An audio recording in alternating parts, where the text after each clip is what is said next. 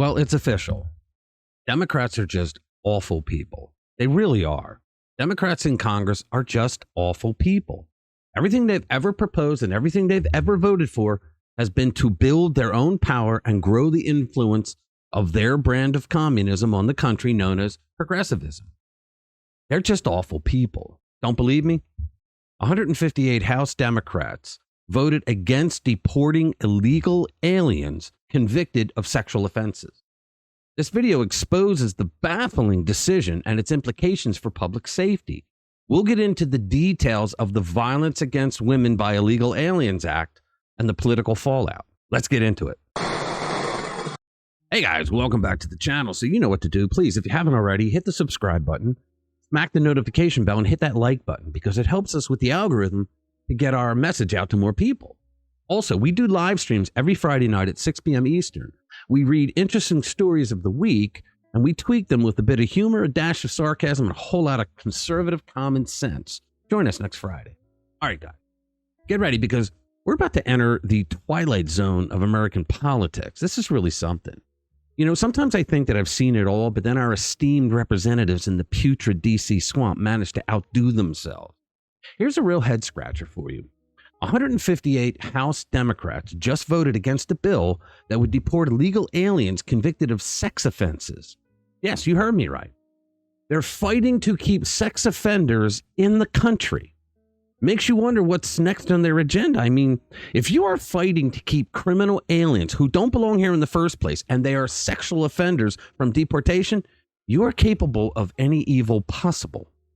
Now, before you start thinking this is some kind of elaborate joke, let me assure you it's not. This is real life, guys.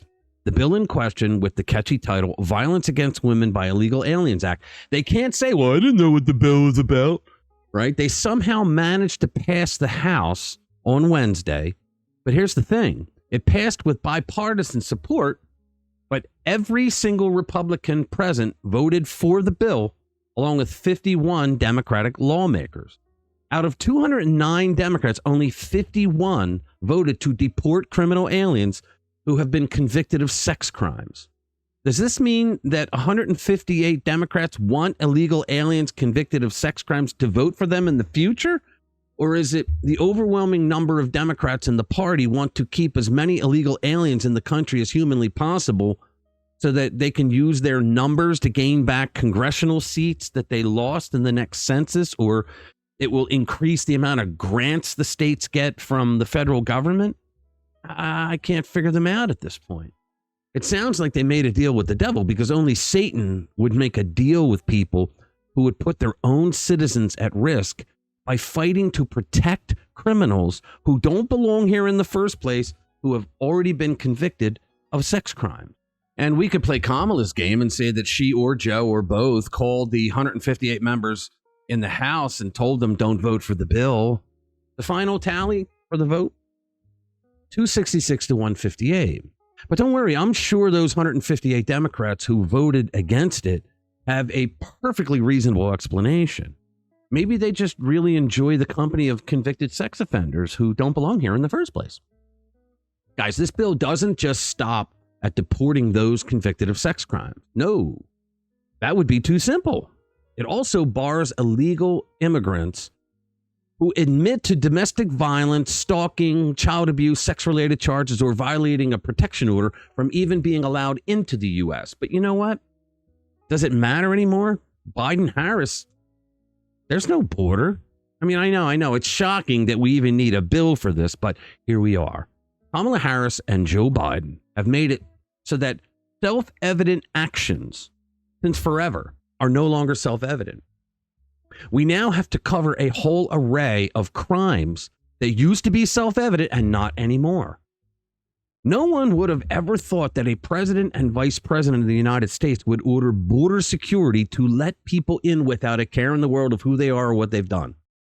But that's the Biden-Harris regime for you. Representative Nancy Mace from South Carolina, Republican, wasn't surprised by the opposition. She told Fox News Digital, quote, "If you vote against it, you're sexist against women." Now, I'm not one to throw around accusations of sexism lightly, but when you're voting to keep violent sex criminals in the country, it does make you wonder about priorities. Mace went on to say, I mean, truly, because we're talking about illegals who are here, who are committing domestic violence, rape, and murder on women and children. They've got to go. They shouldn't be allowed into our country. It's almost as if she believes in protecting American citizens. That's a crazy concept, right, guys? But don't worry, guys.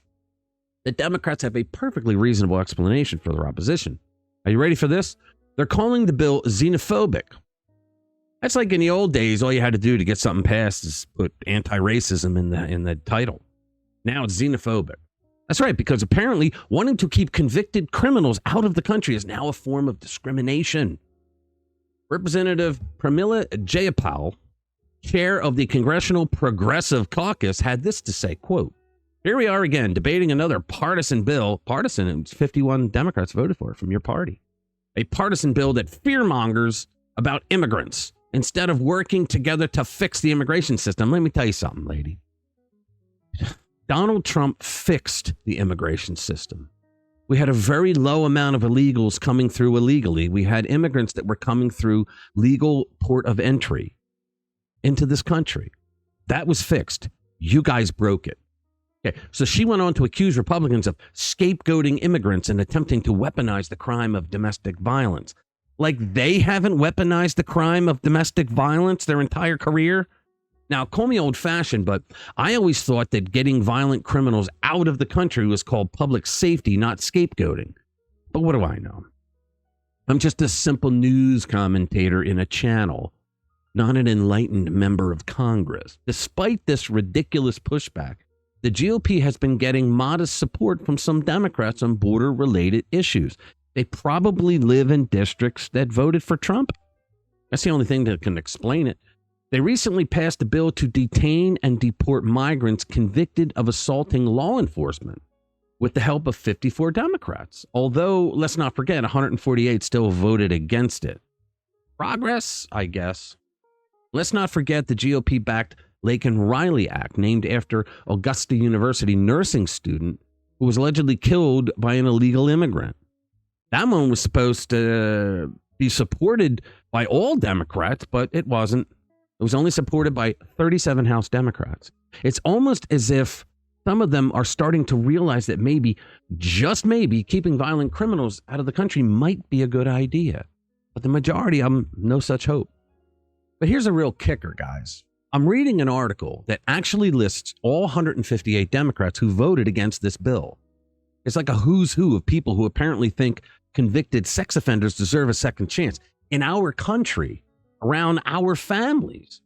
I'm not going to read the list because we'd be here all night, but I will put it down in the description. If I got to read their names and the states, it would just make the video way too long. Let's just say it includes some pretty big names in the Democratic Party. Remember, not a single Republican voted against it. So what did we learn today?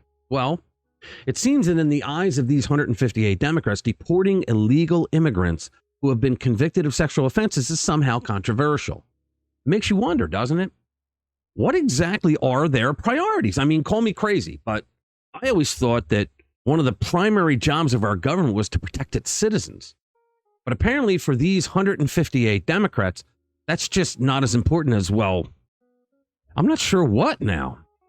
Keeping convicted criminals in the country? Proving how progressive they are? Your guess is as good as mine. So, in conclusion, it's a crazy world we are living in, a world where protecting women and children from violent criminals is somehow seen as discriminatory. It's a world where our elected officials seem more concerned with the rights of illegal immigrants who have committed heinous sex crimes than with the safety of American citizens. But hey, I'm just old-fashioned. Maybe this is a brave new world we're heading towards, a world where we welcome criminals with open arms and call anyone who objects xenophobic. If that's the case, well, then God help us all. All right. Thank you for watching. Subscribe and hit that notification bell if you want to be kept up to date with the latest in political insanity. I'll see you in the next one. Spread the word. I remember the days, all those years ago that never fade away. And I remember your face When you hit the ground, I can recall the time and place.